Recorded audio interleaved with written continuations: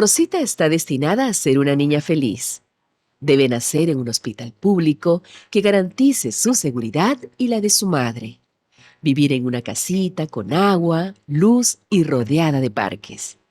Estudiar en una escuela pública con buenos maestros, con libros de colores que abran su conocimiento, en donde podrá jugar y crecer libre y alcanzar sus sueños. Pero el monstruo de la corrupción pretende interponerse en su camino. Y si lo dejamos, ese hospital público nunca se construirá. A su comunidad nunca llegará la luz ni el agua. Nunca jugará en un parque. En su escuela ni siquiera habrá carpetas y el techo se caerá a pedazos. Rosita tendrá que trabajar y, como en el cuento de la Caperucita, encontrará muchos lobos en su camino. La corrupción y sus seguidores son enemigos de nuestros hijos. Si los dejamos, destruirán su futuro. Acabemos con ellos y hagamos que Rosita alcance sus sueños.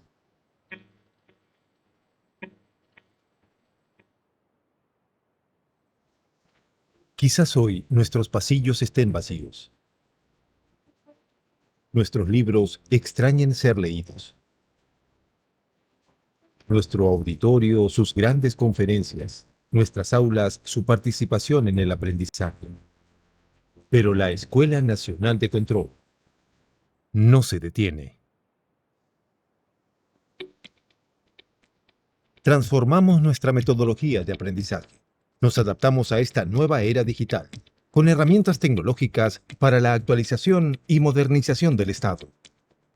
Lanzamos nuestra maestría en Control Gubernamental 2021 en modalidad virtual, con el respaldo de la Contraloría General de la República del Perú y reconocido por la SUNEDU. Implementamos nuestros cursos y programas MOOC, a los que podrán acceder desde cualquier dispositivo móvil, en cualquier parte del mundo, disponible las 24 horas. Capacitamos al Sistema Nacional de Control con una innovadora metodología de enseñanza para fortalecer el proceso de aprendizaje a través de aulas invertidas. Realizamos eventos virtuales de manera constante, realizando un evento virtual por día y transmitiendo conocimientos a los servidores públicos y fiscalizadores, componentes nacionales e internacionales que comparten sus experiencias y conocimientos en la gestión pública.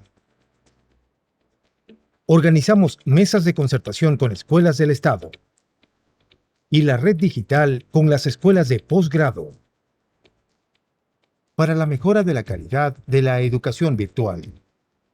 Próximamente a nivel internacional. Este esfuerzo nos permite continuar con la formación de fiscalizadores, funcionarios y servidores públicos en beneficio de la ciudadanía. Seguimos adelante, renovando nuestra educación de calidad en el año del Bicentenario. Escuela Nacional de Control. Formamos creadores de valor público.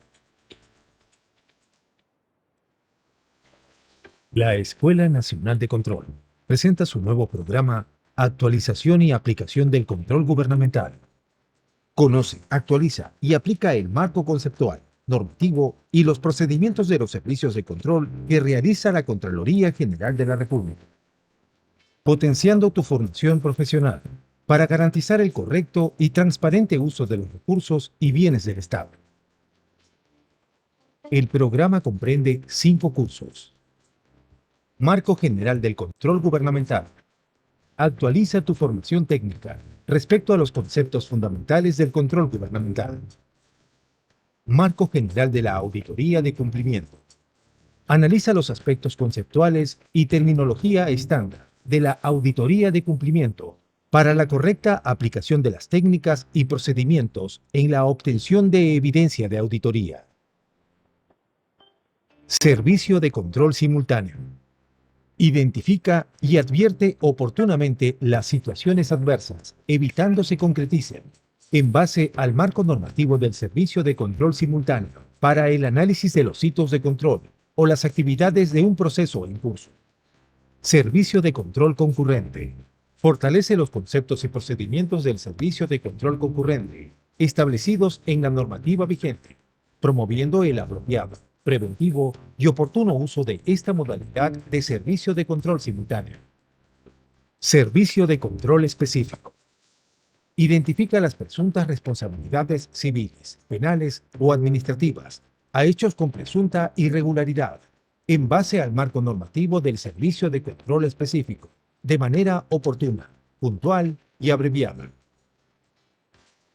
Con estas líneas de aprendizaje, se fortalecerán las competencias funcionales y profesionales de nuestros estudiantes y les permitirá incorporar dichos conceptos y procesos en su labor como auditor, funcionario o servidor público, con una duración total de 120 horas académicas, bajo la modalidad MOOC, un método autoinstructivo que te permitirá interactuar con una gran variedad de recursos pedagógicos como videos, lecturas y evaluaciones, para que obtengas una formación académica de calidad. Al ser de manera virtual, podrás avanzar al ritmo que prefieras y tener acceso a las 24 horas del día, desde cualquier dispositivo online, sin horarios ni obstáculos. De esta manera, el estudiante podrá obtener una experiencia virtual con contenido interactivo para su formación. Al concluir con éxito el programa virtual, recibirás un certificado a nombre de la Escuela Nacional de Control, validando los conocimientos recibidos. Escuela Nacional de Control. Formamos creadores de valor público.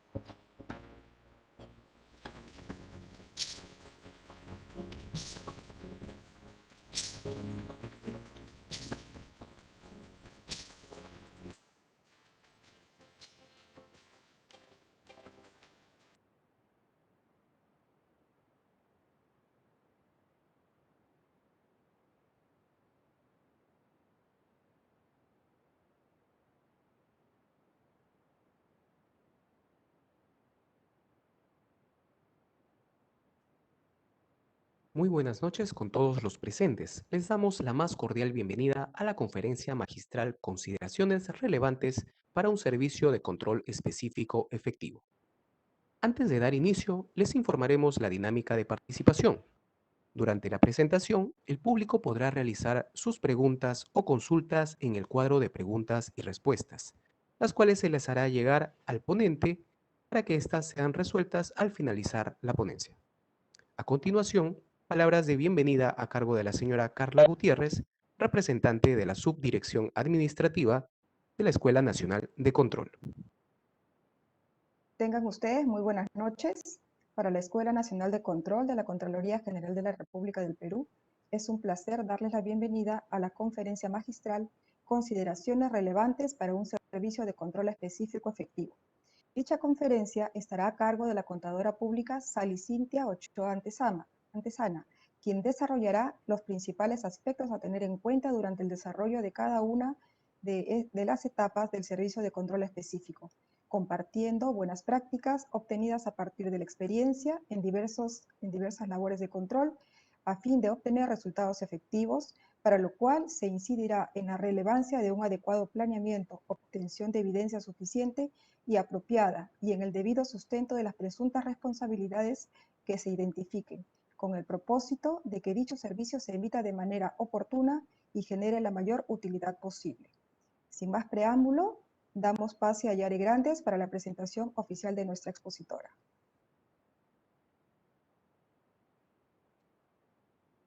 Agradecemos las palabras de la señora Carla Gutiérrez, representante de la Subdirección Administrativa de la Escuela Nacional de Control.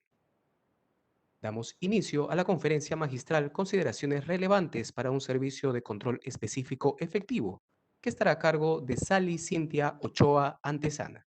Ella es maestra en Administración, MBA por la Universidad ESAN, maestría en Auditoría en la Gestión y Control Gubernamental por la Universidad Nacional Mayor de San Marcos, contador público colegiado por la Universidad Nacional del Centro del Perú, diplomado especialización en contrataciones del Estado por el Colegio de Abogados de Lima, programa de especialización en contrataciones del Estado y programa de acreditación intermedia en auditoría por la Escuela Nacional de Control.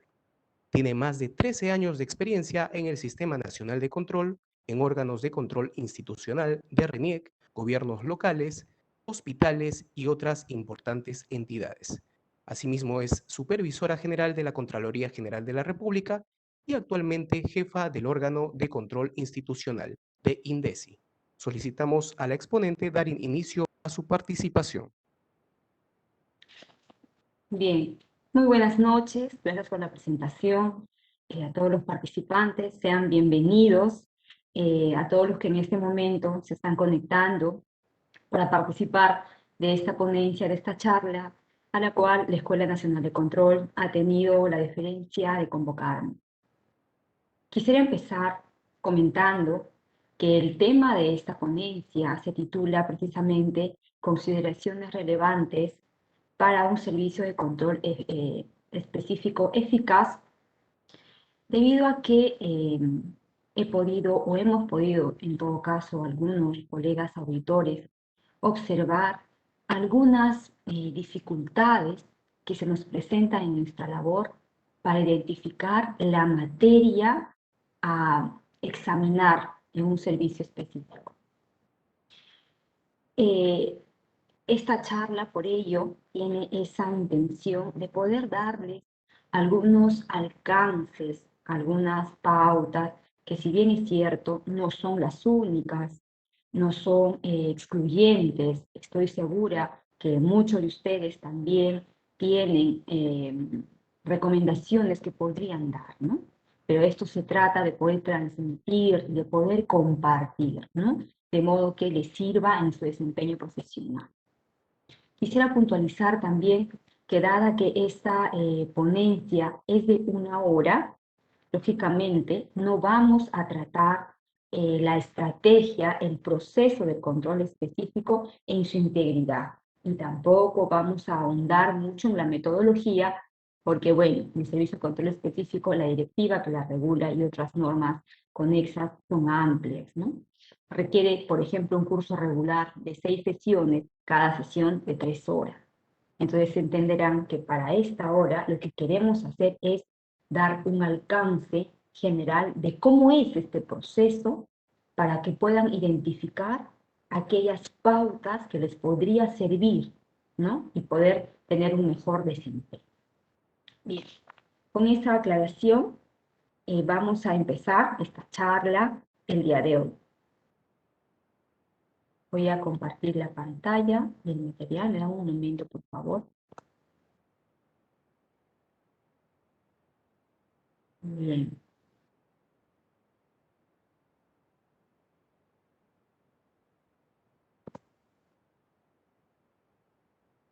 Bien, empecemos entonces esta charla. Un momentito, voy a poner el puntero. Listo. Lo que tenemos en pantalla es una información que aquí está graficada de forma estadística, pero que deviene del Plan Nacional de Control. Como todos ya sabemos, entiendo que en este panel previamente hay personal del Sistema Nacional de Control, hay personal de OSIS, de la sede central, pero también hay funcionarios y servidores públicos. E inclusive entiendo que hay participantes que provienen del sector privado.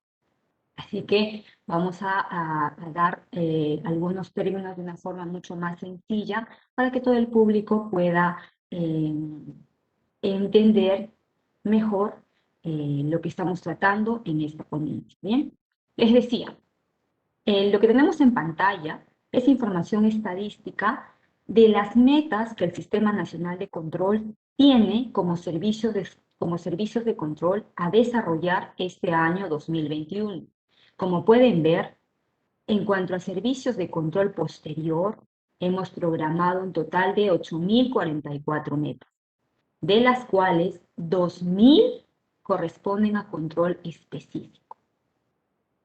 En esta distribución, el grueso de metas están en acciones de oficio posterior, pero el siguiente importante es control específico. Podemos ver que incluso duplica o triplica la cantidad de auditorías de cumplimiento previstas para este año, ¿no? Importante resaltar que este servicio de control específico que inicia, esta modalidad de servicio que inicia en el año 2019, es una de las herramientas que actualmente el sistema las está desarrollando con mayor recurrencia, ¿no? Porque nos permite, a diferencia de la acción de oficio posterior que no identifica responsabilidades, el servicio de control específico nos permite tener una lucha más frontal en nuestra lucha contra la corrupción y la impunidad, porque sí determina responsabilidad, ¿no? Y además, de repente, algunos de ustedes que trabajan en el sistema han participado hoy, por ejemplo, de la reunión con el vicecontralor y sabemos ya que a partir de junio, julio, se van a iniciar los operativos de servicios de control posterior bajo la modalidad servicio de control específico. Entonces, vemos que esta herramienta realmente es muy importante para nuestro desarrollo profesional como auditores en este año, ¿no? En los siguientes también. Algunas definiciones importantes. ¿Qué son los servicios de control? Son un conjunto de procesos cuyos productos tienen como propósito dar una respuesta satisfactoria a las necesidades de control gubernamental, que corresponden a atender a los órganos del sistema. ¿Quiénes son el sistema? Son los órganos de control, los OSIS, son las unidades de línea, los órganos desconcentrados de Contraloría General, las gerencias regionales. Estos servicios de control son de tipo servicios de control previo, servicios de control simultáneo y servicios de control posterior. Sabemos que el control previo se realiza por mandato legal y se da, por ejemplo, en las autorizaciones previas de ejecución y pago de prestaciones adicionales de obra, el informe previo sobre operaciones de endeudamiento público, opinión previa vinculante sobre compras de carácter secreto militar, y lo ejerce la Contraloría General. El servicio de control simultáneo, sin embargo, lo ejercen los OSI y la propia Contraloría, la sede central, las unidades orgánicas y los órganos desconcentrados. ¿Qué modalidades tiene? Control concurrente, visita de control y orientación de oficio. Y el servicio de control posterior, que es el que nos aboca en esta charla. El servicio de control posterior se da bajo 3 modalidades a la fecha identificadas: las auditorías, el servicio de control específico a hechos con presunta irregularidad y la acción de oficio posterior. Esas son las 3 modalidades de servicio de control posterior que a la fecha ha determinado la Contraloría General como ente rector del sistema. Valga la aclaración que el servicio de control específico entonces no es una auditoría, sino que es una modalidad distinta a la auditoría, pero si bien un servicio de control posterior.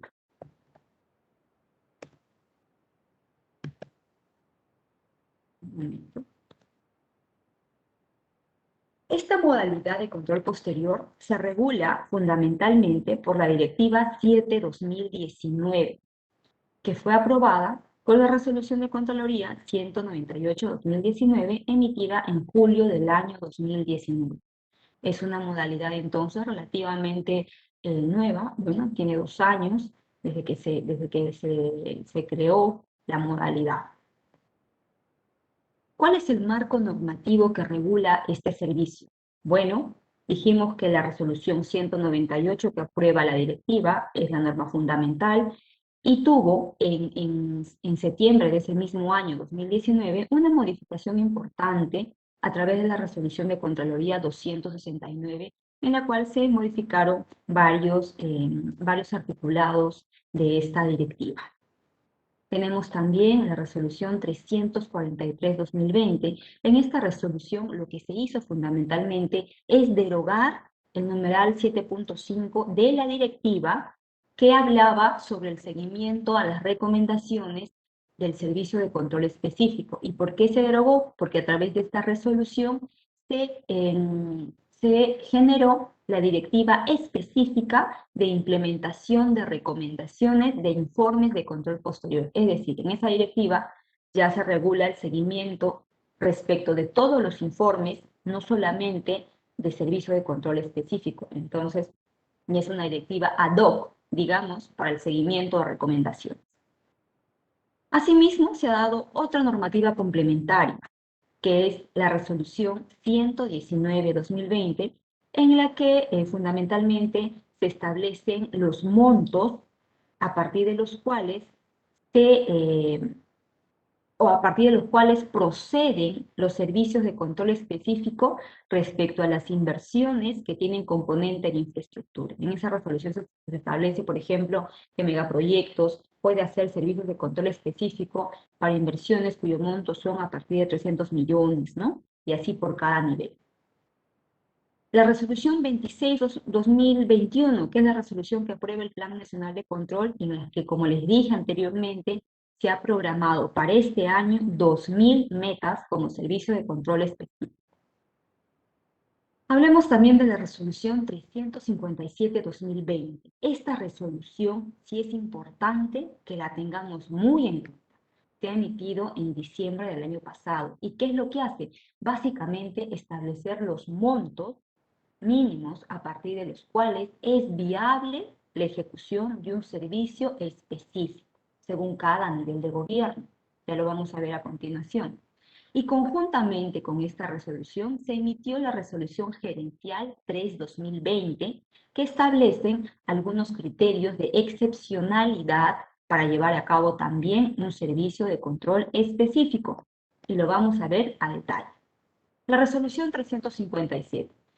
¿Qué es lo que establece en el artículo 1 y qué es importante que tengamos en cuenta previamente? La resolución 1 establece que, como monto objeto de control, el efecto cuantificado del presunto hecho irregular. Repito, en la resolución 357 se ha establecido que para un servicio de control específico, el monto objeto de control es el efecto cuantificado. En otras palabras, el presunto perjuicio económico. Yo sé que esta disposición puede generar algunas inquietudes, dudas, ¿no? Preguntas, pero es lo que ha dispuesto nuestro ente técnico rector, que es la Contraloría General, cuyas atribuciones están dadas en la ley, ¿no? Así, la resolución establece que no para todos los niveles es el mismo monto. Podemos ver, por ejemplo, que cuando se tratan de operaciones de inversión pública, va a depender, ¿no? Para el gobierno nacional, el monto objeto de control o el efecto cuantificado es de 40 UITs. Para el gobierno regional, 20. Y para el gobierno local, 15 UITs. En el caso de operaciones de adquisiciones de bienes y servicios, que yo diría son el grueso de nuestras materias de control, tenemos la siguiente diferenciación. Para el gobierno nacional, entidades del gobierno nacional, por ejemplo, en mi caso, INDECI, 20 UITs, es decir, cualquier materia que yo quiera verificar en el marco de un servicio específico, debo verificar antes que el efecto cuantificado sea 25 UITs, que es más o menos 107.000 si no me equivoco. Para el caso del gobierno regional, el monto objeto de control debe ser mayor a 20 UITs y del gobierno local 15 UITs. Nos dice también que para operaciones que no estén referidas a inversión pública ni adquisiciones de bienes y servicios, es decir, que no en esta parte ni en esta otra, cuando el monto objeto de control sea igual o mayor a 15 OITs, independientemente del nivel de gobierno del ente. Pues bien, esta resolución ha establecido ya los montos mínimos que necesitamos para proceder con un servicio de control específico, pero también ha previsto aquellos casos en los que este monto objeto de control sea menor a los montos aquí establecidos. O también ha previsto los casos en que no pueda cuantificarse ese monto objeto de control.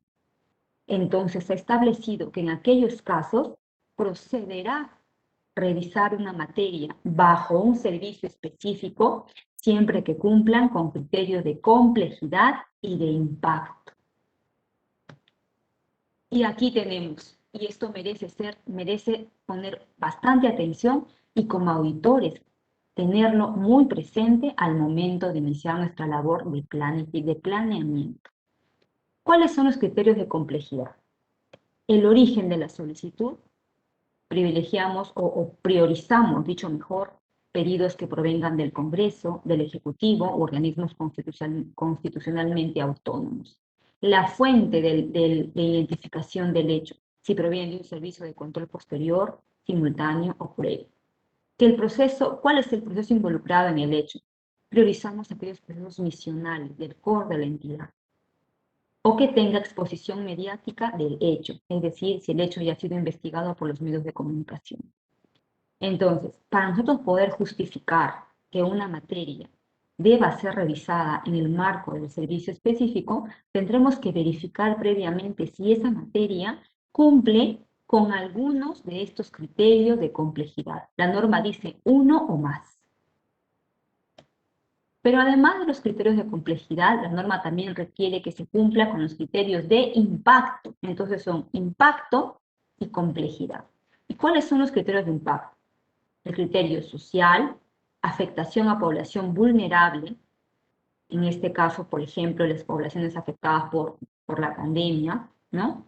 O poblaciones en estados de emergencia, que tengan impacto ambiental, referidos a la afectación al menos en una provincia, impacto cultural, afectación al patrimonio cultural de la nación, que tenga impacto también respecto a la presunta responsabilidad, que se ha identificado, por ejemplo, una presunta responsabilidad penal o una presunta responsabilidad civil igual o mayor a 8 OITs. En este caso, la norma establece que cuando se ha identificado preliminarmente una responsabilidad penal y se ha determinado un monto de perjuicio económico, no se requiere la presencia de algún criterio de complejidad. O sea, los criterios de complejidad e impacto, en principio, tienen que cumplirse ambos criterios, tanto de complejidad y de impacto, ¿no? Pero nos dice esta norma, si solo tienes un criterio de impacto que sea penal, que a su vez implique un perjuicio económico, entonces ya no necesitas justificar el criterio de complejidad. Con eso bastaría para sustentar y justificar la procedencia de tu servicio específico.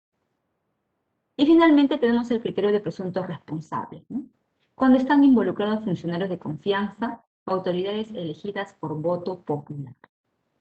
Lo que tenemos que hacer entonces es tener en cuenta si la materia que estamos previendo presentar como servicio de control específico cumple con estos criterios, si es que el monto del efecto cuantificado no llega a los importes vistos anteriormente. Algunas definiciones importantes. ¿Qué es entonces un servicio de control específico? Es parte del control gubernamental, es una modalidad de servicio de control posterior, como ya dijimos, no es una auditoría, que consiste en la intervención oportuna, puntual y abreviada. Vale tener en cuenta estas tres calificaciones, porque una de las razones por las cuales el Sistema Nacional tuvo interés en crear esta modalidad es justamente para abreviar la obtención de resultados. Sabíamos, por ejemplo, que una auditoría de cumplimiento era bastante extensa, ¿no? por la misma implicancia de todo lo que conlleva su revisión, ¿no? Se quería entonces un servicio más corto, puntual y por ende abreviado. ¿Con qué objeto? Con el objeto de verificar la existencia de hechos con evidencia de presunta irregularidad e identificar posibles responsabilidades civiles, penales o administrativas, a partir de hechos de un servicio de control o servicio relacionado que son puestos en conocimiento del órgano desconcentrado, unidad orgánica u OSI. Puntualizamos aquí que este servicio de control específico busca ya verificar la existencia de un hecho con evidencia. Es decir, cuando inicia como tal el servicio específico, ya inicia con un presunto hecho que tiene evidencia. O sea, no partimos ya de cero, sino de algo que ya tiene una evidencia razonable. ¿Para qué? Para identificar presuntas responsabilidades. Les decía hace un momento que a diferencia de la acción de oficio posterior que representa el grueso de las metas, este servicio se identifica responsabilidades y es una de sus finalidades inclusive. ¿Qué es una irregularidad? ¿O qué es un hecho con evidencia de irregularidad? ¿Qué es la materia de revisión en un servicio específico? Es una situación específica, concreta, que cuenta con evidencia suficiente y apropiada sobre presunta o presuntas irregularidades que pueden dar lugar a la identificación de responsabilidades advertidas durante la ejecución de un servicio de control o servicio relacionado. Valga aquí hacer la aclaración para quienes no están muy familiarizados con el tema de control, que los servicios de control son básicamente los servicios de control previo, los servicios de control simultáneo y los servicios de control posterior, auditorías, servicios específicos, etc. Mientras que los servicios relacionados son actividades conexas, como por ejemplo revisión del libro de reclamaciones, revisión de la presentación de declaraciones juradas, seguimiento a recomendaciones de informes, etc. Entonces, una irregularidad será una situación contraria a la norma, disposiciones internas, estipulaciones contractuales, términos de referencia, bases u otros, originada por acción u omisión de un funcionario servidor que genere afectación en los recursos, bienes o interés público. Es decir, una irregularidad necesariamente es un hecho que transgrede alguna norma y que esa transgresión se deba a la acción de un funcionario público. Pero que además esa transgresión a la norma por parte del funcionario público genere una afectación a esto. Este esquema es, diría yo, la parte central de nuestra ponencia, de nuestra charla. Lo que buscamos en esta ponencia es explicar de forma práctica en qué consiste el proceso del control específico. Y como podemos ver, el servicio de control específico parte a partir de la identificación de fuentes, como pueden ver en la parte izquierda de su pantalla. Estas fuentes pueden ser los mismos servicios de control o servicios relacionados, o otras fuentes distintas. Por ejemplo, una fuente de donde la comisión puede obtener la materia a evaluar puede ser un informe de control simultáneo. Pongo un ejemplo. Supongamos que con motivo de esta pandemia se han dado bonos extraordinarios al personal militar y policial. Y que estos bonos, según una norma, tenían como requisito que el personal esté haciendo labor efectiva vinculada a la pandemia. Usted acredita un servicio simultáneo, por ejemplo, de control concurrente o visita, y hace sus verificaciones. En la verificación que hace en el simultáneo, identifica una situación adversa en el sentido de que se habría pagado un bono o se habría, sí, efectivamente pagado un bono a un personal que se encontraba en trabajo remoto permanente por tener comorbilidad. Usted informa este hecho, ¿no? Y eso sería entonces, este informe sería una fuente para un futuro servicio de control específico. Pero puede también haber otra fuente, como por ejemplo un caso organizado, las carpetas que saca el SINAR. Puede ser también un informe de fiscalización de declaraciones juradas u otros, ¿no? Tenemos también fuentes como las denuncias en los medios periodísticos, que son muy importantes. Uno siempre tiene que estar alerta con lo que se denuncia en prensa para ver si procedemos a analizar ese caso. Hechos coyunturales pueden ser las propias elecciones, por ejemplo, u otros. Cuando nos hablan de otras fuentes, aquí es importante que el personal del sistema esté atento a las bases de datos, por ejemplo, al SEACE, a Infoobras, que esté atento al qué hacer de la propia institución. ¿Qué quiere decir esto? Que el personal, fundamentalmente diría los jefes de OSI, estamos llamados a conocer el core del negocio, cuál es la misión de la entidad, revisar cuáles son las unidades de línea que desarrollan esa misión, empaparnos de cuáles son sus actividades a desarrollarse en el año para ver en qué medida eso puede constituir una fuente de una futura materia de control.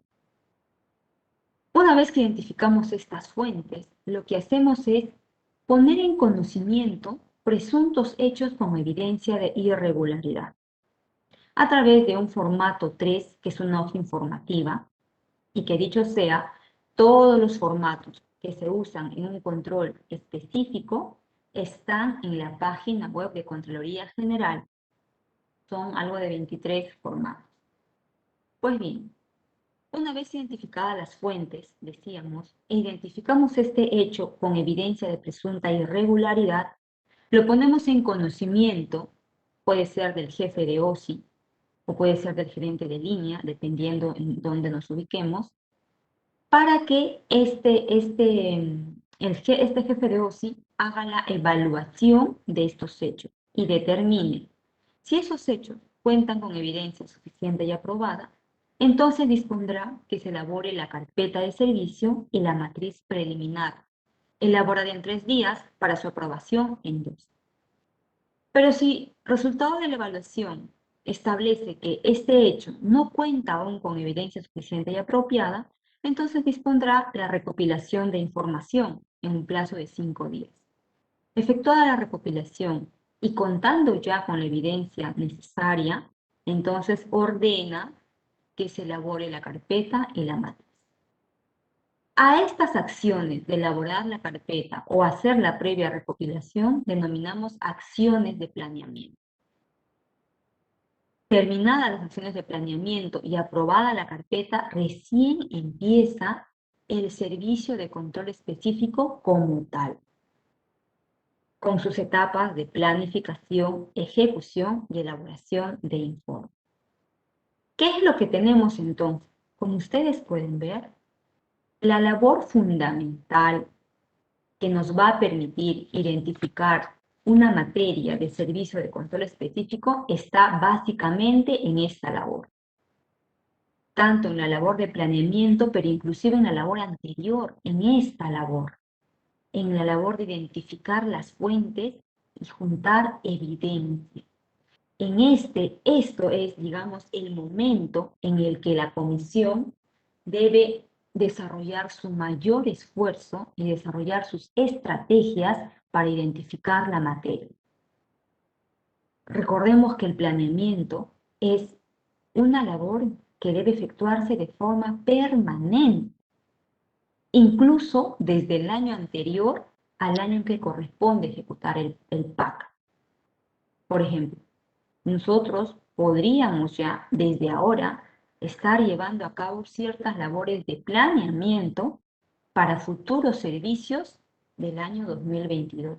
Eso es lo deseable, porque el planeamiento es una labor permanente.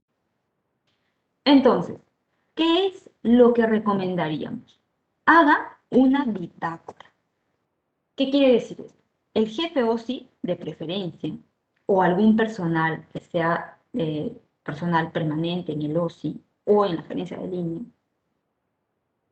podría armar una bitácora que es como un listado de materias potenciales que ameriten ser revisadas. Pero ¿cómo elabora esa bitácora? Esa bitácora solo se va a poder elaborar si usted está atento a la identificación de las fuentes, Si usted está atento a los informes que emite y está atento a si esa situación adversa se superó o no se superó, si está atento a las denuncias que ingresan a su entidad, si está atento a los resultados de los informes, si está atento a las denuncias periodísticas, si está atento a la propia misión y el qué hacer día a día de la entidad, si está atento a lo que se publica en el SEACE, a las compras que se ponen. Hay entidades de todo calibre, entidades muy complejas, donde sin duda tiene una cantidad impresionante de contrataciones en el año y una cantidad también importante de denuncias. Entonces podríamos decir que esa entidad tiene muchas materias. Pero hay entidades que no tienen tantas contrataciones o son muy pequeñitas o no tienen tantas denuncias recibidas, ¿no? Entonces tienen que estar atentos a identificar aquellas fuentes. Y luego de esto armamos esta bitácora de posibles materias, ¿no? Para que no se nos pase, digamos. Hecho esto, ¿qué es lo que sugiero? Hagan requerimientos de información. No necesariamente todavía en el marco de una recopilación, solo requerimientos de información para que usted vaya acumulando documentación. Esos requerimientos se pueden hacer muy bien en el marco del artículo 9, inciso M, que nos da esa facultad a todo el sistema de requerir información. Requiera información del hecho. Si bien es cierto, la capacidad operativa del OSI en un momento puede estar copada, mientras usted hace su bitácora y requiere información, va acumulando documentación. No necesariamente lo va a evaluar en ese momento, pero ya va acumulando data. Y luego, cuando la capacidad operativa esté un poco más disponible, por ejemplo, noviembre, diciembre, enero, quizás hasta febrero, usted ya va a disponer el análisis puntual de esas probables materias que están en su bitácora y ya tiene información. O sea, no va a empezar absolutamente de cero, ya va a empezar de algo. Recuerde que la entidad también toma sus propios tiempos para remitir la información. Lo importante es cuando empiece usted a hacer el análisis, que tenga ya alguna documentación, que no empiece de cero, que no tenga tiempos muertos. Así, mientras un auditor va terminando ya con su labor del PAC, pues le asigna una posible materia, un posible tema, y al otro auditor, y a usted mismo, ¿no? Como jefe de OSI en este caso. Pero ¿cómo va a analizar? Va a analizar, en el caso de las entidades que tengan de repente muchas posibles materias, analice priorizando la recopilación de aquellas materias que usted vea que cumplen con el monto objeto de control o que cumplen con los criterios de excepcionalidad. O sea, la capacidad operativa es reducida. A ninguno nos sobra auditores. Entonces usted no se va a lanzar a recopilar y analizar y a invertir horas hombre en una materia que no va a cumplir con esos requisitos. Y sí he visto casos. Hacemos un análisis importante, recopilamos evidencia, es más, fedateamos la evidencia y luego la carpeta no pasa. ¿Y por qué no pasa? Porque no cumple ni con el monto objeto contractual ni con los criterios de excepcionalidad. Entonces, sugerencia es que usted, antes de empezar a recopilar, y si tiene poca capacidad operativa, prioriza la recopilación de aquellas materias, sobre todo, que van a poder cumplir con las exigencias establecidas en la resolución 357. Pero además se sugiere que cuando está usted en este tramo, fíjese que todavía no está siquiera en las sesiones de planeamiento, está usted antes. Está en este momento donde ha identificado el hecho y donde está haciendo una recopilación, ¿no? Usted puede también ir desarrollando los elementos del presunto hecho irregular, ¿no? Para ver si tiene las evidencias, para ver si tiene información sobre las conductas, sobre las funciones de los funcionarios y servidores, cosa que con toda esta información que usted la puede ir ya recopilando desde ahora, desde una fase previa al planeamiento inclusive, usted lo va a formular en este formato 3, que no es otra cosa que la hoja informativa, donde la comisión o el equipo de recopilación detalla los hechos con evidencia de presunta irregularidad e incluso adjunta la evidencia y recomienda que se inicie un servicio específico.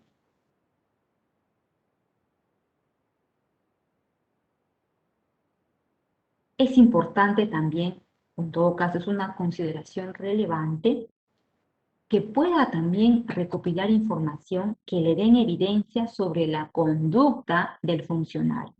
¿A qué me refiero con esto? En el ejemplo que les ponía hace un momento, usted pudo haber identificado en el control simultáneo el pago de un bono a un personal policial que no cumplía con los requisitos porque estaba en trabajo remoto por comorbilidad, ¿no? Trabajo remoto permanente. Eso es el hecho, pero no es necesariamente la conducta del funcionario. Para evidenciar la conducta, usted tendría que recabar información o evidencia de qué funcionario servidor, por ejemplo, autorizó ese pago, ¿no? Eso es ya la conducta del funcionario. Pero también tendría que recabar información sobre la norma que ese funcionario transgredió con su conducta y la función que ese funcionario habría incumplido con esa conducta que transgrede una norma.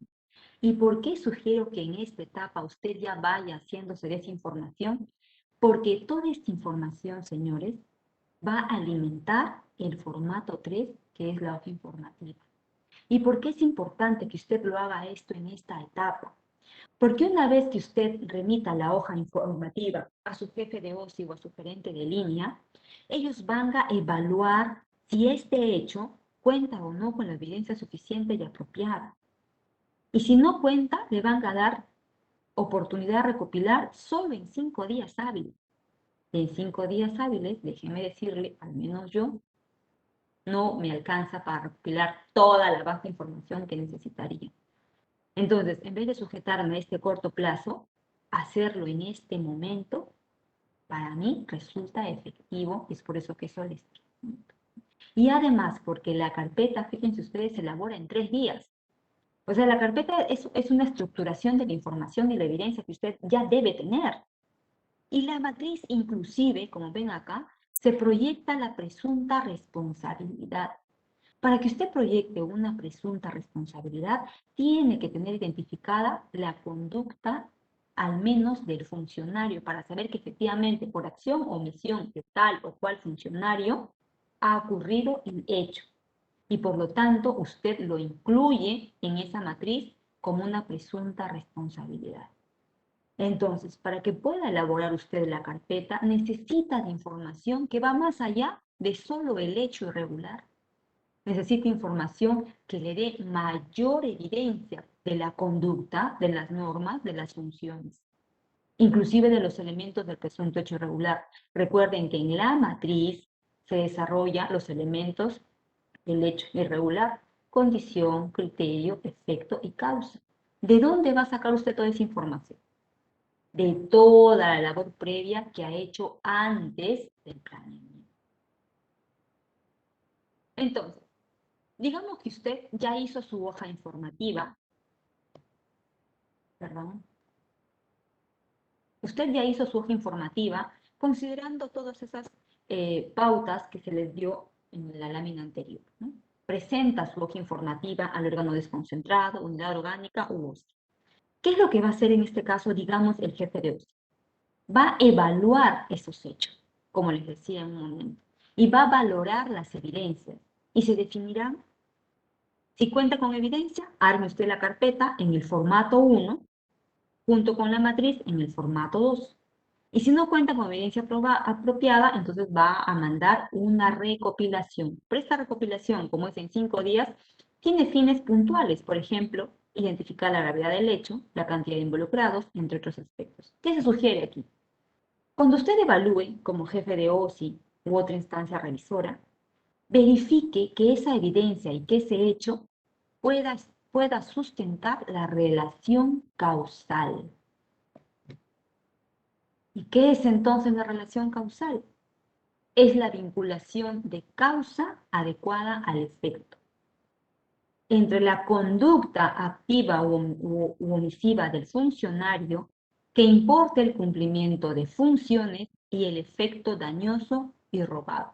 Es decir, tiene que haber una relación en que, por acción o omisión del funcionario, quien incumpliendo su deber ocasionó un daño a la entidad. tiene que haber esa conexión lógica, esa trilogía que le digo, ¿no? Entonces, asegúrese que estos hechos con evidencia presunta de irregularidad tengan evidencia sobre la relación causal. ¿Y por qué también les digo esto, señores? Porque cuando pasamos de la etapa de planeamiento, ya nos aprueban la carpeta. En esa carpeta nosotros ya identificamos un hecho, inclusive una presunta responsabilidad. Y es la carpeta la que sirve de base para la planificación, la ejecución y el informe. Quisiera destacar aquí que si bien es cierto, ha salido este año, me parece, claro, la directiva sobre revisión de oficio de informes, ¿no? Muchos de ustedes ya deben conocer. Es la directiva de revisión de oficio de informes de control.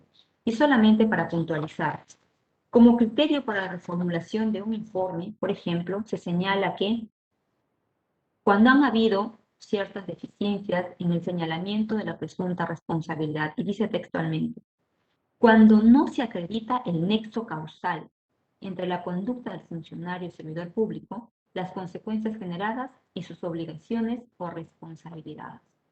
Entonces, ese nexo causal que muchas veces no lo tomamos en cuenta en la etapa de planeamiento, sí resulta siendo importante, porque recuerden, según esa conducta que advirtamos, es que vamos a hacer nuestra matriz preliminar. Y esa matriz preliminar va a servir como de base para el pliego y para la matriz que se hace antes del pliego de hechos. Entonces, sí podría llamar la atención que usted en la matriz de la carpeta identifique, por ejemplo, a 3 funcionarios con responsabilidad penal. Y cuando ya ejecute propiamente el servicio específico, en el pliego de hechos y en la matriz, solo estén, por ejemplo, 2 funcionarios con responsabilidad administrativa. Entonces, mínimo eso podría llamar la atención y generar algunas preguntas. Entonces hay que tener mucho cuidado, mucha cautela, tener en cuenta que sí es importante tener la relación causal como pauta, sobre todo cuando queremos identificar así sea presunta responsabilidad. Para muestra, ese es el anexo 3 de la hoja informativa que, como les dije, están en la página web de Contraloría, es la carpeta de servicio y la matriz preliminar, como bien pueden ver, la matriz preliminar contiene los elementos del hecho, condición, criterio, efecto y causa. Contiene la relación de evidencias, inclusive los nombres y cargos de los funcionarios y la proyección de la responsabilidad. Para que usted pueda llenar esto cabalmente, necesita recopilar evidencia, no únicamente en la etapa de planeamiento, sino antes, como les decía, desde la identificación de las fuentes y la recopilación que se hace. Aprobada entonces la carpeta, empieza, como les decía, propiamente el servicio de control específico, con sus 3 etapas, planificación, ejecución e informe. En este caso, la planificación se inicia luego de aprobada la carpeta y efectuado su registro en el aplicativo correspondiente. Tenemos 5 días a partir de registrado en el EXAU, Sistema de Control Gubernamental, tenemos 5 días para la elaboración de ese plan. El formato del plan es el formato 4 y este es el contenido. Dicho sea, en el formato 4, cuando ustedes ingresan a la página web, por cada rubro del plan se indica qué información debe contener. Ya es que bastante, los formatos les recomiendo, léanlos, revísenlos, porque son bastante instructivos, nos ayudan mucho a saber cómo llenar la información. ¿Qué es lo que se recomienda? Este plan tiene que ser definitivamente concordante con la carpeta, como les decía, ¿no? En la carpeta nosotros ya establecemos los objetivos. Esos objetivos tienen que ser concordantes con lo establecido en el plan, porque recuerden que la carpeta lo aprueba el nivel jerárquico superior al que está haciendo el servicio o la carpeta, ¿no? Y en ese marco se debe aprobar. ¿Qué recomendamos también en el plan? En el plan tienen que usted establecer de preferencia los procedimientos claves, los procedimientos, digamos, suficientes, no en exceso. Recuerde usted que en la ejecución, donde va a desarrollar este plan, tiene solamente 30 días. Y tiene 30 días que incluyen la elaboración del pliego, su comunicación y la evaluación de comentarios. Entonces, en realidad, como trabajo de campo, no va a tener 30, va a tener de repente 15 días o 20 días. Si usted pone muchos procedimientos, entonces va a tener de repente problemas en pasar la etapa de ejecución en el plazo previsto, ¿no? Recuerde además que ya hizo toda una denodada labor en la etapa previa al planeamiento, ha recopilado evidencia, ha analizado, sin duda ha aplicado técnicas de auditoría para recopilar esa evidencia, y ahora que ya está en el plan, solo le faltaría de repente complementar algunos procedimientos esenciales que le permita cerrar algunos circuitos, ¿no? Entonces, haga buenos procedimientos, considere técnicas, más de una técnica en cada procedimiento y tenga en cuenta su capacidad operativa. Si bien es cierto, una comisión de control se puede acreditar con 3 auditores para un específico, un supervisor jefe y un integrante. Entonces, usted se pone 20 procedimientos, 25, quizás tenga algún inconveniente en terminarlo a tiempo y bien. Una vez que hemos terminado la planificación básicamente tiene como fin elaborar el plan. Y dentro del plan, lo más importante es definir los objetivos concordantes con los objetivos de la carpeta y establecer los procedimientos. Los procedimientos sí no están en la carpeta, recién se establecen en el plan. Nos aprueban el plan y empezamos con la etapa de ejecución. A diferencia de una auditoría de cumplimiento, la ejecución se inicia con la acreditación de la comisión de servicio. Acreditada la comisión, tenemos, como les decía, que en esos 30 días que dure esta etapa, desarrollar los procedimientos, identificar la presunta irregularidad, que no es otra cosa que redactar el pliego de hechos y comunicarlo, y evaluar sus comentarios y finalmente registrar el cierre. Entonces, en esta etapa yo diría que el mayor esfuerzo va a estar sin duda en el desarrollo de procedimientos y sobre todo en la identificación de la presunta irregularidad. Como vemos, ¿cómo se lleva a cabo entonces la identificación de la presunta responsabilidad, que considero es una de las fases más importantes en la ejecución, la más delicada, si lo quieren ver así? Identificamos el hecho específico con evidencia de presunta irregularidad y hacemos una matriz. Es una matriz algo similar a la matriz preliminar que hicimos en la carpeta de servicios. Pero esta matriz va a tener información un poquito más nutrida, ¿no? De repente mayores evidencias, complementadas, etc. Identificamos el hecho elaborando la matriz de hechos específicos. Luego de elaborada la matriz y aprobada, elaboramos el pliego de hechos. Comunicamos el pliego de hechos y hacemos la evaluación de comentarios y aclaraciones. La elaboración del pliego de hechos tiene también un formato, que es el formato 10. Como pueden ver en la pantalla, bueno, aquí sí se nota algo. El pliego de hechos está constituido por una sumilla. En la sumilla destacar que las sumillas fundamentalmente contienen la condición y el efecto. No es necesario poner la causa, no es necesario hacer alusión a las normas, porque lo que se quiere de alguna forma es que la sumilla tenga 4 o 5 renglones, ¿no? Que no sea una sumilla muy extensa, muy compleja de entender, ¿no? Entonces, a partir de estas indicaciones del formato, se considera, nos dice, la condición y el efecto, que es importante tener en cuenta, ¿ya? Pero, ¿qué recomendamos en el pliego de hechos? No olvidar que el pliego de hechos tiene que contener la motivación que originó la comunicación. Y esa motivación no es un elemento del pliego, sino que va en una hoja aparte. ¿Y qué es la motivación? No es otra cosa que una descripción detallada de las circunstancias que motivaron la comunicación.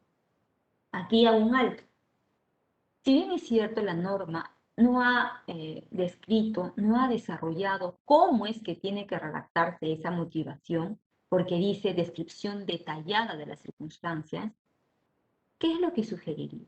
Que en esa motivación usted destaque 3 aspectos. el hecho propiamente estaría vinculado a la conducta del funcionario, las normas que ese funcionario ha transgredido con su conducta y la función. Sí, seguro que muchos de ustedes están diciendo, pero eso es el señalamiento. Bueno, cuando un auditado con un funcionario recibe el pliego de hechos, no tengan duda que va a ir a esta motivación y su descargo lo va a circunscribir fundamentalmente en esa motivación. Si usted en esta motivación no le ha dicho los hechos por los cuales le está imputando y no ha destacado o no ha identificado, por ejemplo, que ese hecho transgrede una norma, pero sobre todo que ese hecho implica un incumplimiento de su función, entonces el auditado va a expresar sus comentarios sin una pauta clara e integral de las razones por las cuales usted le está comunicando. Recuerde que al comunicarle un pliego, lo que está haciendo es que, en otras palabras, este funcionario haga su descargo y si se evidencia su participación, le va a identificar responsabilidad. Y esa responsabilidad tiene que cumplir fundamentalmente con esas tres pautas: su conducta activa o omisiva, las normas que ha transgredido y las funciones que ha incumplido. Entonces, siempre sí usted va a hacer precisión de estas pautas. Por eso es lo que sugiero que en la motivación las contenga también para que de forma transparente el funcionario sepa por qué le está comunicando ese pliego de hechos. En la etapa de ejecución también es importante tener claro la comunicación a las personas comprendidas. Hay una serie de circunstancias que la norma, la directiva, desarrolla bastante bien para que usted sepa cómo actuar al momento de comunicar el pliego. Nos señala, por ejemplo, que si el funcionario está en la entidad, el pliego se le comunica en la misma entidad. Si el personal trabaja en la entidad pero está ausente, se le notifica en su último domicilio declarado en la entidad.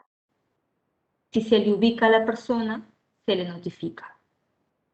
Pero nos señala algo importante, nos dice, si la persona comprendida se niega a recibir o se niega a firmar el pliego, como pasa en algunas ocasiones, simplemente tiene que señalar ese hecho en las observaciones, que es un cuadro que va en la cédula de notificación. Y se da por concluida la comunicación. Esto es importante tener en cuenta porque ya el auditor actualmente no está en la posición de ir una y otra vez al domicilio y pedirle que tenga bien recibir y el funcionario se niega una, se niega dos, ya no.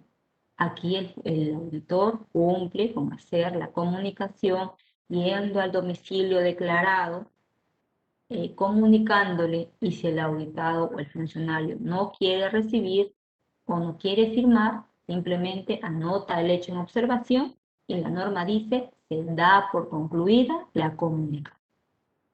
Bien.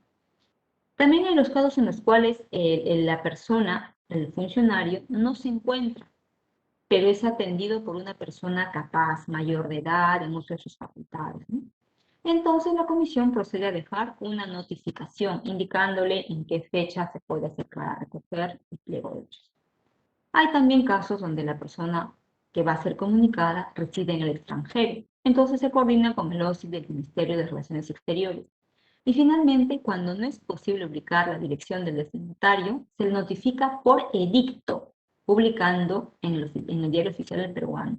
¿Por qué se precisó este punto? Porque también había situaciones en las cuales la comisión ubicaba la dirección en RENIEC, por ejemplo, o ubicaba la dirección declarada en la entidad, y luego se iba al lugar, y en el lugar no ubicaba, simplemente no ubicaba.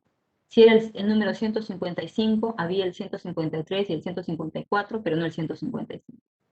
Entonces, aquí no es que no se haya declarado el domicilio se declaró, ¿no? Está incluso a veces en la ficha RANIEC o está en su legajo, pero el auditor no encuentra esa ubicación, no lo puede ubicar. Entonces, en ese caso, ya no va el auditor a insistir y ver dónde está. No, ya no. Lo que dice la norma es que si no puedes ubicar, de repente dejas constancia, lógicamente, de que la dirección, pues en tu verificación no existe. Algunos lo hacen con constatación policial, está bien. En mi caso lo he hecho sin constatación, solamente con el autor, que éramos dos. Dejamos constancia que no se puede ubicar y procedemos a su edicto en el peruano por una sola vez y se le concede el plazo de 2 días. Allí termina nuestro proceso de comunicación. Los servidores o funcionarios implicados que recibieron la comunicación, ¿cómo presentan su descargo? Lo presentan por escrito, de manera individual, debidamente documentado, dice la norma. Pueden presentar en medios electrónicos o mediante declaración jurada, es decir, el auditor, el funcionario puede solicitar una entrevista con la comisión, usted le da la entrevista y en esa entrevista el funcionario procede a dar sus descargos, se le acepta, se suscribe un acta, pero sin perjuicio que posteriormente presente siempre sí su descargo en forma física. En los casos, por ejemplo, en los que en los casos en los que en pliego se comunica, por ejemplo, a una comisión de selección, pueden ellos presentar en conjunto su comentario, ¿no? Pero la evaluación es individual. Si no se remite respuesta o es extemporánea, se consigna ello en el informe. Una vez que el funcionario presenta sus comentarios, procedemos a la evaluación. Es importante poner atención en estas consideraciones. La evaluación se realiza de forma objetiva, exhaustiva, fundamentada, imparcial, contrastando el contenido de los documentos con la evidencia obtenida. ¿Ya? Repito, exhaustiva, objetiva, fundamentada, imparcial. Como resultado de la evaluación puede ocurrir lo siguiente, que no se desvirtúan los hechos. Si ello es así, se pone en el informe, ¿no? Y los hechos ya constituyen parte del informe como argumentos de hecho. Si desvirtúan su participación, entonces no se pone en el informe, solamente queda en papeles de trabajo. Pero también puede ocurrir que, como resultado de la evaluación de comentarios, se advierta la participación de terceras personas, ¿no? Que no habían sido comunicado antes. Dicho mejor, de otros funcionarios de servidores a quienes no se les había comunicado inicialmente. ¿Qué es lo que tiene la comisión? Debe comunicar el pliego de hechos complementario para cautelar el debido proceso. ¿Cuándo se pueden desvirtuar un hecho? Cuando hay elementos nuevos de juicio, cuando se ha demostrado que ha aplicado la comisión de forma incorrecta el criterio, cuando las normas específicas no han sido consideradas. Hay que tener cuidado aquí porque siempre es importante pedir, por ejemplo, las normas internas de la entidad. O cuando se ha demostrado que el nivel de participación en los pliegos corresponde a otra persona.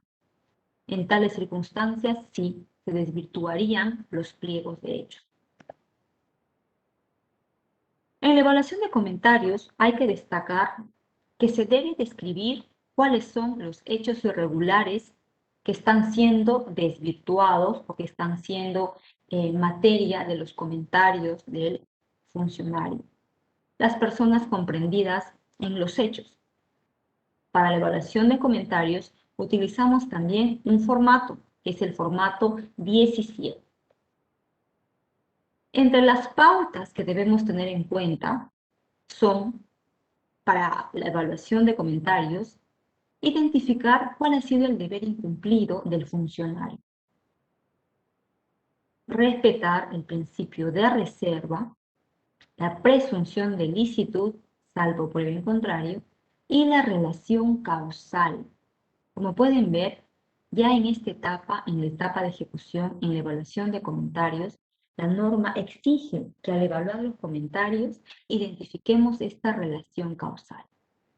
Por eso les sugería que antes de iniciar con este servicio específico o antes de incluso que nos aprueben una materia, vayamos ya recabando información o evidencias que sustenten esa relación causal, para que luego cuando ya estemos en plena ejecución del servicio, no tengamos problemas.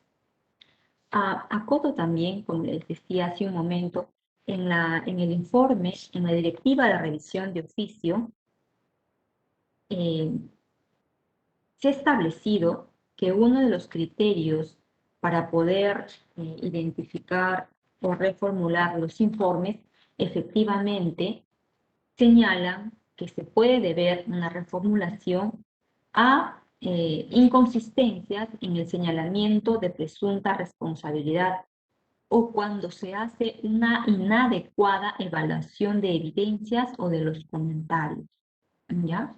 Entonces hay que tener en cuenta por eso que la evaluación de comentarios tiene que ser exhaustiva y fundamentada.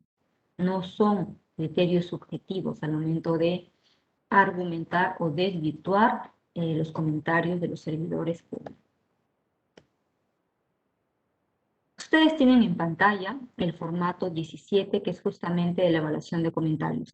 Aquí está un poquito chiquito, pero para no entrar y salir otra vez de la pantalla, sí quisiera destacar que miren, en este formato ya la norma nos recalca y nos dice: la exposición debe ser objetiva y sucinta de los comentarios, evitando omitir cualquier comentario que pueda rebatir razonablemente los hechos específicos. O sea, al momento de llevar a cabo la evaluación de comentarios, el auditor expone los comentarios presentados por el funcionario, evitando omitir cualquier comentario que pueda rebatir razonablemente los hechos. ¿Qué quiere decir eso? Que a veces los auditores estamos evaluando un comentario y hacemos una especie de disgregación, ¿no? Este comentario no tiene que ver con el hecho, no está directamente relacionado y por lo tanto no lo considero, no lo evalúo, ¿no?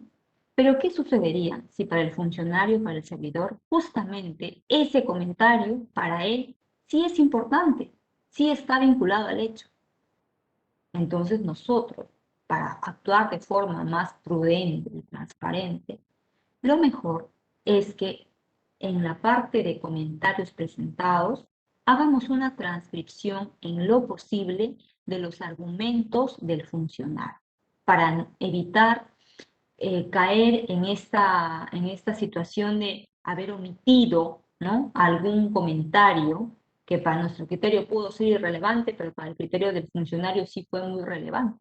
Entonces, para evitar caer en eso, mejor transcribir, ¿ya? Sugerencia, a no ser que sea demasiado, pues, la cantidad, ¿no? Pero en esta parte de comentarios lo haríamos de esa forma. En el rubro de evaluación, ¿no?, es que ya el comité debe, dice, hacer la redacción de la evaluación presentada por las personas, sustentando y contradiciendo cada argumento involucrado por la persona comprendida en los hechos. Vale destacar esta precisión. La evaluación se hace sustentando y contradiciendo cada argumento involucrado por la persona comprendida en los hechos. Sugiero que tengamos bastante diligencia profesional porque aquí estamos velando por el derecho a la defensa de los funcionarios y servidores. A cada comentario, a cada argumento, la comisión tiene que hacer un argumento para contradecir, pero no solamente con palabras, sino con evidencia, con sustento. Y la norma dice cada argumento del funcionario. Hay otras pautas más que vale que ustedes revisen ese formato y antes de evaluar den una repasadita para que no se les pase ninguno. A ver, vamos a avanzar esta etapa de elaboración de informe un poco rápido porque sinceramente ya la etapa de elaboración de informe no es otra cosa que la estructuración de toda la información y de todas las actuaciones que ya ha hecho la comisión en etapas previas, ¿no? Lo que hace en la elaboración de informe fundamentalmente es estructurar con la información que ya se tiene el informe en sí mismo, ¿no? El informe debe ser redactado de forma ordenada, sistemática, concisa y objetiva, y se debe comunicar al titular, pero también a las instancias competentes. En pantalla tienen el formato, que también está en la página web de Contraloría, de un informe y del contenido del mismo. Quisiera destacar que en este contenido, por ejemplo, tenemos los argumentos de hecho. que equivaldría a lo que en una auditoría de cumplimiento llamamos rubro de observación, ¿no? En los argumentos de hecho es donde desarrollamos los presuntos hechos irregulares con toda su argumentación. Pero además, por cada hecho irregular, también ponemos el resultado de la evaluación de comentarios que se efectuó en el paso previo y identificando la presunta responsabilidad por cada hecho. Ya, repito, en los argumentos de hecho, consideramos los hechos irregulares identificados en la etapa de ejecución, pero además consideramos el resultado de la evaluación de comentarios y sobre todo el señalamiento de la presunta responsabilidad. Y tenemos el rubro de argumentos jurídicos. En un control específico no se emiten informes especiales o informes adicionales al informe de control específico. Lo que se hace es redactar argumentos jurídicos, que son apéndices del informe de control. Los argumentos jurídicos pueden ser por presunta responsabilidad administrativa, por presunta responsabilidad penal o por presunta responsabilidad civil. Un argumento jurídico por cada presunta responsabilidad. Y son apéndices del informe. Entonces, en el informe de control específico no se emiten más informes, es un solo informe con apéndices de argumentos jurídicos, según el tipo de responsabilidad. El formato 19 tiene al final del formato un cuadro que se llama aspectos a considerar en el desarrollo del informe de control específico. Sinceramente, por un tema ya de tiempo, no voy a entrar ya a comentar este formato, pero sí les recomiendo que revisen este cuadro que está al final del formato 19, porque hay una serie de pautas de qué debemos considerar por cada elemento, por ejemplo, del hecho irregular. Así es que es importante que ustedes lo revisen para que redacten el informe de una manera más objetiva. Como les decía, los argumentos jurídicos se emiten por los tres tipos de presunta responsabilidad que puedan resultar de los hechos presuntamente irregulares. La responsabilidad penal, que tiene que vincularse a un tipo penal establecido en el Código Penal, lógicamente. La responsabilidad civil, que tiene que ver con el perjuicio económico o el presunto perjuicio económico que la Comisión ha identificado. Y la responsabilidad administrativa, que básicamente revela el comportamiento que transgrede el deber del funcionario. Como pueden ver, estos argumentos jurídicos tienen también su propio formato, 20, 21A y 21B, por cada tipo de responsabilidad. Finalmente, los apéndices de un servicio específico, estos son los apéndices fundamentales. El primer apéndice será la relación de personas. A partir del apéndice 2 ponemos los apéndices que corresponden a cada argumento jurídico. En cada servicio específico puede haber argumentos jurídicos solo administrativos, o pueden haber administrativos y penales. O sea, no es obligatorio que vayan los tres argumentos. Va a depender el tipo de responsabilidad que estamos identificando. Una vez que ponemos como apéndice los argumentos jurídicos, ya ponemos toda la relación de evidencias que sustentan el hecho irregular, ¿no? Y ponemos también como apéndices, lógicamente, las cédulas de comunicación y las notificaciones. Finalmente, los documentos de gestión de la entidad que evidencian las funciones de los funcionarios. No olvidar que por cada participación desvirtuada, la comisión tiene que comunicarlo al funcionario o servidor en un plazo de 5 días hábiles. Esto a veces, al ser un procedimiento ya ulterior, lo olvidamos. Eso podría perjudicar el debido proceso de control. No olviden comunicar la participación desvirtuada. Y finalmente, no olviden tampoco comunicar el informe en el plazo establecido. Debo confesar que en algunas ocasiones hemos cerrado todo el informe y la publicación pues se nos olvidó, ¿no? Y luego están las gerencias de línea mandándonos correo con una lista tremenda de informes que no hemos publicado. Entonces, a veces son temas que vale la pena tenerlo en cuenta. Publicar su informe de control ya emitido y notificado al titular. Bien, señores, yo sé que esta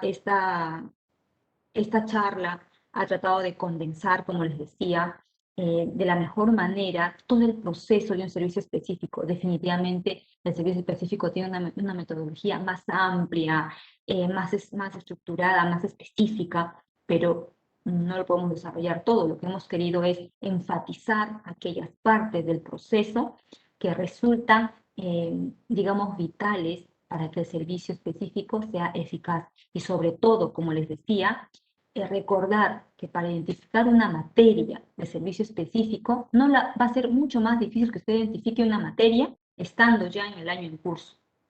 Tiene que ser una labor permanente de vigilancia de materias, de información de la entidad, que le permita tener una especie de listado de posibles materias e ir analizándolas poco a poco, recabando y recopilando poco a poco, para que luego no estemos un poco preocupados, ya iniciado el año, en que no tenemos materias de control. Ha sido un gusto, así que procedo, creo, a la etapa de consultas si estuviera alguna. Gracias. Agradecemos a Sally Cintia Ochoa Antesana por esta conferencia y por su interesante participación. A continuación pasaremos a las preguntas del público que serán realizadas por la señora Carla Gutiérrez. Muchas gracias, Ali. Tenemos algunas preguntas de parte de nuestros participantes. Sí. Nos indican, ¿los objetivos de la auditoría de cumplimiento son establecidos bajo qué necesidades? Ya, a ver, no sé si la pregunta es objetivos de auditoría de cumplimiento. Sí, acá nos ponen, ¿los objetivos de la auditoría de cumplimiento son establecidos bajo qué necesidades? Ya, mira, lo primero que tendría que decir es que la ponencia de hoy día no ha tratado sobre auditoría de cumplimiento, que como les decía es una modalidad distinta de control posterior. Aquí hemos hablado sobre la modalidad de servicio específico, pero quizás ahí se les fue la palabra, ¿no? Reformulo la pregunta y entiendo que lo que le interesa en todo caso a la participante es saber sobre los objetivos del control específico, ¿no? Como les decía, en un control específico, los objetivos se definen en la etapa de planeamiento al momento de elaborar la carpeta. Y como un servicio específico tiene la naturaleza de ser puntual y abreviado, puntual, ¿qué quiere decir? A una materia específica, a un tiempo corto, ¿no?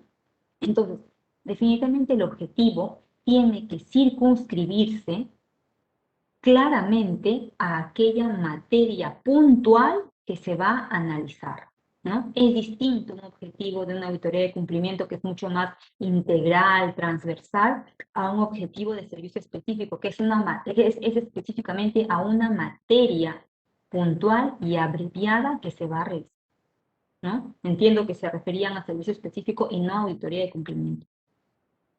Ok, bien. Después tenemos, dice, cuando se señala el monto, objeto de control o efecto cuantificado, ¿es lo mismo que identificar un posible perjuicio económico? Sí, como les decía en la lámina que tocamos eso, esa es una de las consideraciones más importantes que ustedes tienen que considerar al momento de definir qué materia van a evaluar. Si esa materia a evaluar, el monto objeto de control es el efecto cuantificado. Y cuando nos dicen efecto cuantificado, sí podemos hacer la equivalencia a presunto perjuicio económico. Dice, ¿cuál es el procedimiento para la definición de nuestra muestra estadística? ¿Cómo? ¿Cuál es el procedimiento para la definición de nuestra muestra estadística? Definición de muestra. Ya, mira, esta pregunta es más asociada a una auditoría de cumplimiento, porque en la auditoría de cumplimiento sí hacemos muestreo. En la auditoría de cumplimiento no tenemos una materia puntual y abreviada como el servicio específico. Entonces, ahí entramos a revisar una área, un proceso. Y dentro de ese proceso tenemos que identificar una muestra. Y la muestra la identificamos a través del método estadístico, estratificado, pero ya es una auditoría de cumplimiento. La auditoría específica no nace con muestra, porque recuerden que para que inicie una auditoría específica, en etapas anteriores hemos identificado la materia, ¿no? Entonces, al menos la directiva no desarrolla la metodología de muestra, porque el servicio específico no se basa en identificar muestras. Ahora, si lo que tú me quieres decir es que de repente como materia de específico quieres revisar pagos, por ejemplo, pagos de bonos, y tienes, no sé, 5.000 pagos de bonos, ¿no es cierto? Ya. Esa labor correspondería hacerla no cuando ya iniciaste el servicio específico, sino antes. Y esa metodología yo creo que bien la puedes utilizar de la metodología que establece el Manual de Auditoría de Cumplimiento. Puedes usar esa metodología, que como te decía puede ser estratificada, puede ser estadística, puede ser metodologías no estadísticas, que es básicamente a criterio del auditor, ¿no? O pueden ser metodologías inclusive con programas informáticos, ¿no? Pero en conclusión, en el servicio específico, la directiva no establece metodologías de muestra porque ese no es el fin. La materia es puntual y abreviada, es un hecho particular.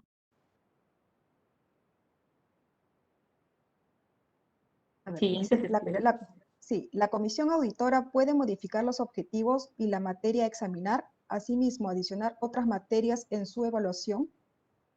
Mira, no. Entendamos algo.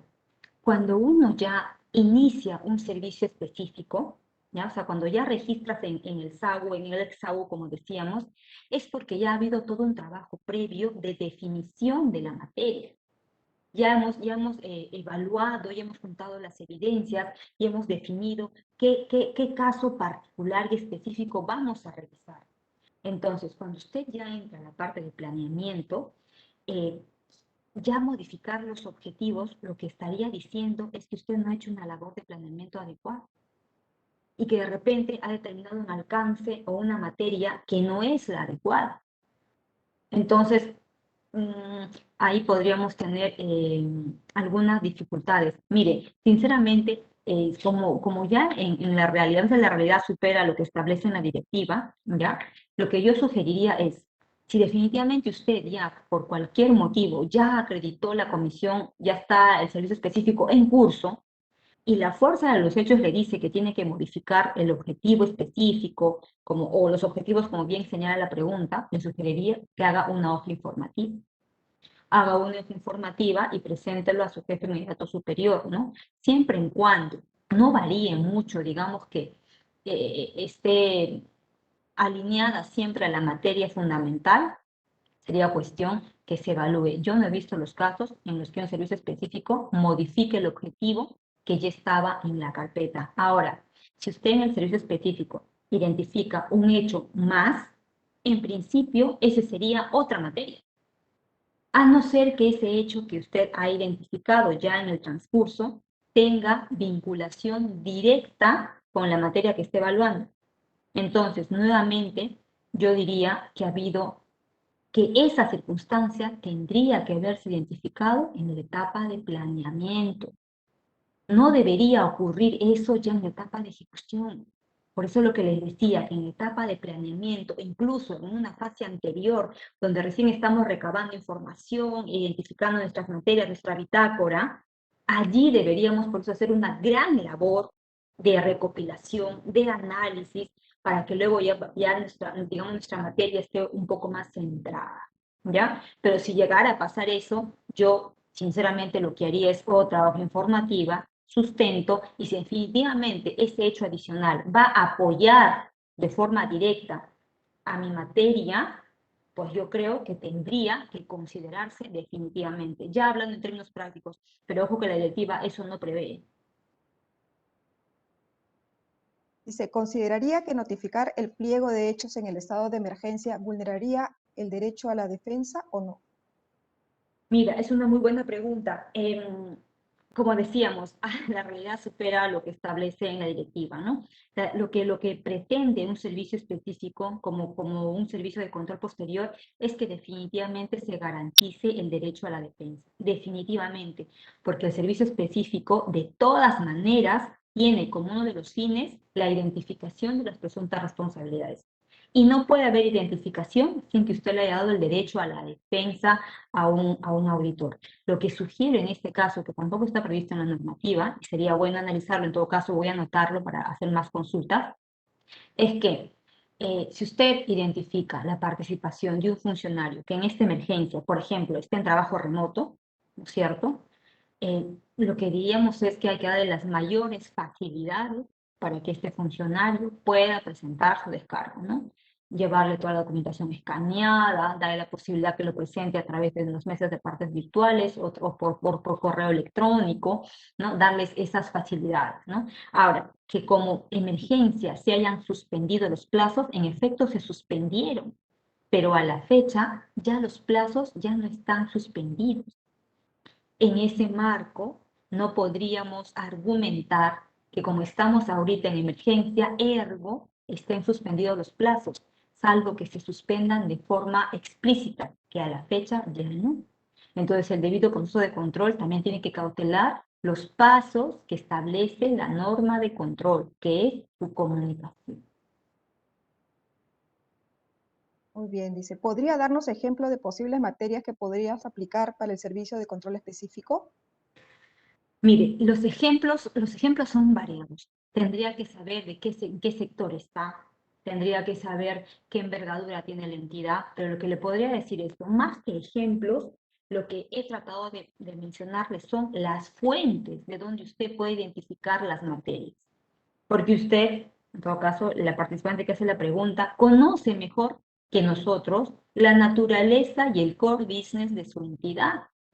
La idea es que usted esté atento a las actividades que diariamente desarrolla la entidad, esté atento a las fuentes de información, como le decía, informes de servicios simultáneos, denuncias periodísticas, la base de datos del SEACE, Infoobras, el libro de reclamaciones. Entonces, hay una serie de fuentes a las cuales usted tiene que estar atento y hacer recomendación una bitácora.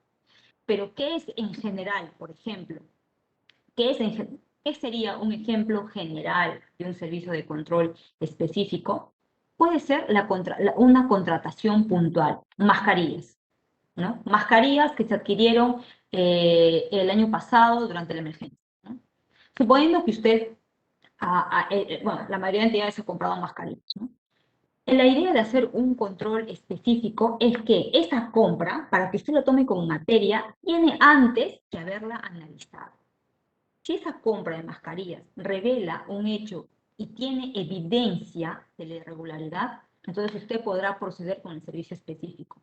No lo vea como ejemplos, sino véalo como fuentes de donde usted puede identificar presuntas materias. Hay muchos servicios, hay muchos procesos que pueden ser materia de un servicio específico, pero ¿cuál es la regla? Que esa materia tenga evidencia suficiente y aprobada de un presunto hecho irregular. Y dos, que cumpla con los criterios de la resolución 357. Puede ser una contratación, puede ser un servicio, puede ser un aspecto misional, puede ser un componente de infraestructura, pueden ser muchas materias, ¿me entiendes? Lo importante es que esa materia tenga evidencia de un presunto hecho irregular y cumpla con los criterios de la resolución 357. Sí. Queremos agradecer nuevamente la participación de la señora Sally Cintia Ochoa Antesana y felicitarla por la dedicación y el tiempo ofrecido por el beneficio de los funcionarios y servidores públicos, así como también de la ciudadanía en general. Muchísimas gracias, señora. Gracias. Quedan cordialmente invitados a participar el día de mañana a las 7 de la noche, hora Perú, de la conferencia magistral Comunicación Estratégica como recursos de transformación, adaptación y evolución, que estará a cargo de la ponente Jimena Valeria Castellani. La Escuela Nacional de Control ha lanzado el programa MOOC de actualización y aplicación de control gubernamental que inicia un nuevo grupo este lunes 14 de junio. Para más información visiten nuestra página web o pueden escribirnos al inbox de Facebook de la Escuela Nacional de Control. Asimismo, se les recuerda que para acceder a las constancias de participación electrónica deben de cumplir con las condiciones de participación. De ser así, estas serán enviadas a los correos electrónicos registrados en un lapso de 25 días hábiles posteriores a la realización del evento. Asimismo, los invitamos a seguir a la Escuela Nacional de Control y a la Contraloría General de la República a través de sus redes sociales y portal web. Que tengan todos ustedes muy buenas noches.